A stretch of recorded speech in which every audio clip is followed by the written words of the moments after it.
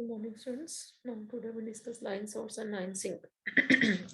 Line source and line sink are two-dimensional analogous to the three-dimensional simple source and sink, which we have already discussed. Let A be a point of considered plane of flow and C be any closed curve surrounding A. We ये आपको show भी किया हुआ है. We construct a cylinder and it's generated through the points of C and normal to the plane of flow. Suppose क्या किया हमने कि in each plane of flow, fluid is emitted radially and symmetrically from all points on the infinite line through A and normal to the plane of flow.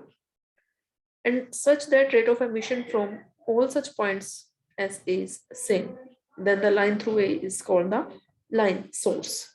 We will take the closed curve C to be a circle having center A and radius R. क्या suppose किया हमने कि line source emits fluid at the rate 2 pi m rho, unit of mass per unit length of source per unit time, in all directions in the plane of flow. तो define क्या कर रहे हैं हम? Strength of a line source to be m and a line source of strength minus m is called a sink. An example of line source is a straight, long straight hose with perforations along its length, commonly used for watering lawns for long period of time. ये example दिया है इसने.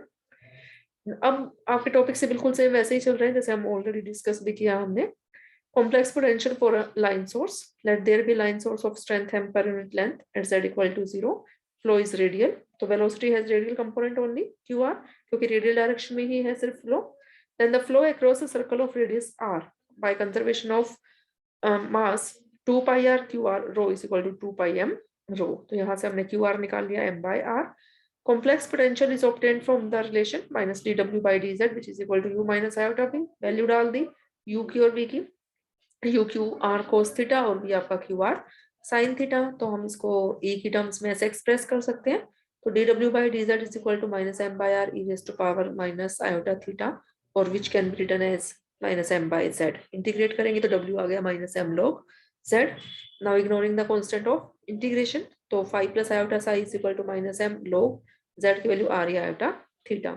Separate कर दिया real और imaginary part, तो real part आपका 5 हो गया और इमेजिनरी पार्ट आपका psi. Equipotential surface are given by phi is equal to constant means r is equal to constant and streamlines are given by psi is equal to constant means theta is constant. That is r constant means x square plus y square is constant और theta constant means tan inverse y by x is constant. ठीक है. इसका मतलब जो equipotential circle आपका surface है equipotential वो आपका क्या आ गया circle x square plus y square is equal to t c and the streamlines are the straight line passing through the origin. Streamlines ये आ गए ना y is equal to cx. If the line source is at z equal to z nor, अगर z equal to 0 की जगह z equal to z nor पे है तो complex potential आपका मॉडिफाई हो जाएगा माइनस m log z था ना उसमें तो सिर्फ z माइनस 0 था मतलब तो ये हो जाएगा z माइनस z नोर. और अगर हम लाइन सिंक के बारे में बात करें of strength m per unit length तो माइनस m को हम रिप्लेस कर देंगे minus of minus m means plus m. तो w क्या हो जाएगा m log z minus z NOR. If there are number of line sources at z equal to z1 z2 z3 up to so on पे और जिनकी strength m1 m2 m3 up to so on mn है तो complex potential क्या हो जाएगा minus m1 log z minus z1 minus m2 log z minus z2 and so on. Next article है complex potential for line doublet के लिए अगर हम बात करते हैं तो डबलेट आपको पता है क्या है combination of source and sink. Line doublet आपका combination of line source and line sink of equal strength when placed together to each other gives a line doublet. Let us take a line source of strength m per unit length at z equal to किस point ले लिया z equal to a iota alpha and line sink strength m per unit length at z equal to 0. Complex potential इस combination के कारण जो आया है आपका minus M log z minus a iota alpha plus m log z minus 0.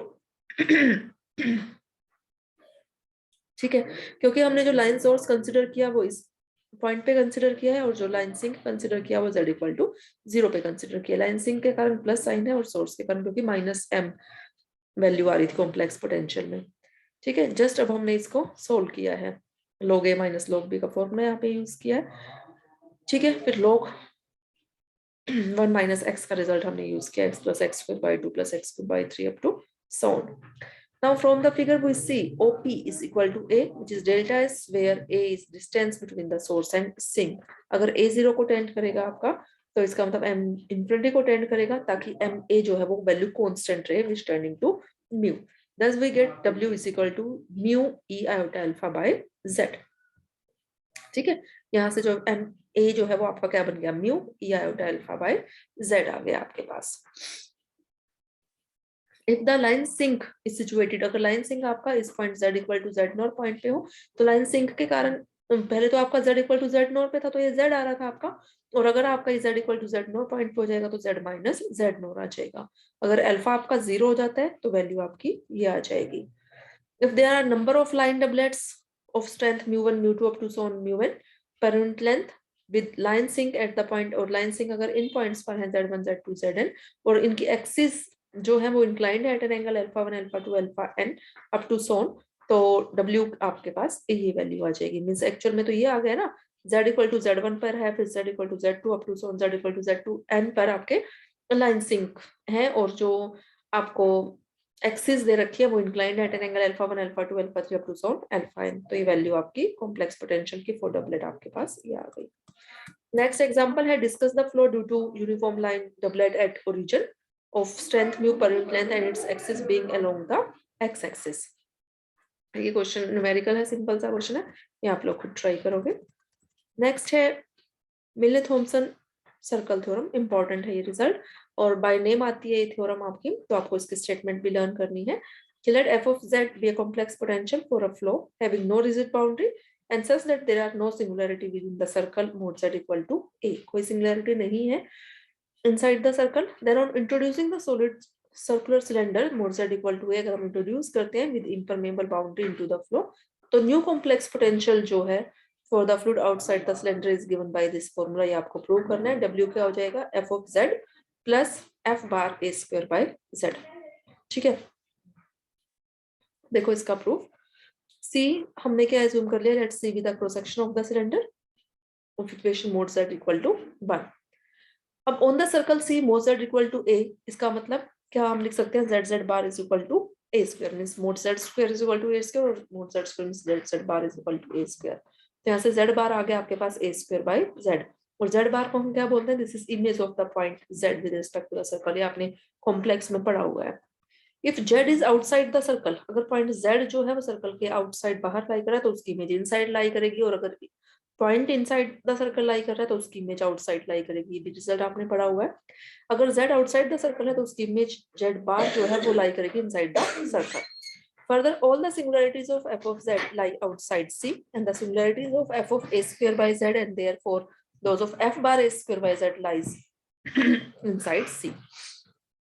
Therefore, f bar a square by z introduces no singularity outside the cylinder। इसका मतलब इसके कारण तो कोई singularity outside the cylinder introduce नहीं हो रही है, तो इसका मतलब फंक्शन एफ जेड और F Z plus F bar square by Z, वो दोनों की सिंगुलैरिटीज हमारी सेम है outside the circle. Therefore condition satisfied by f of z in the absence of cylinder are satisfied by f of z plus f bar a square by z in the presence of cylinder। Further complex potential after insertion of cylinder, अगर हम cylinder को insert कर देते हैं तो हमारा complex potential क्या बनता है, F of Z plus F of A square by Z, और ए स्क्वायर बाय जेड को हम sorry F bar A square by Z, और ए स्क्वायर बाय जेड को हम जेड बार से डिनोट कर सकते हैं, और एफ बार जेड बार का मतलब F of Z whole bar, और F Z plus F Z whole bar का मतलब क्या आ जाएगी, प्योरली एक real quantity. But we know W क्या है हमारे पास, फाइव प्लस आयोटा साई, तो इसका मतलब साई आपके पास क्या हो गया, जीरो हो गया। This proves that circular cylinder mod z equal to a is a streamline, that is C is a streamline। इसका मतलब जो न्यू कॉम्प्लेक्स पोटेंशियल है वो जस्टिफाई कर रहा है फ्लूइड मोशन को, और हमें यही हमारी क्या थी, मिलन थॉमसन सर्कल थ्योरम प्रूव करनी थी, यही चीज है। ठीक है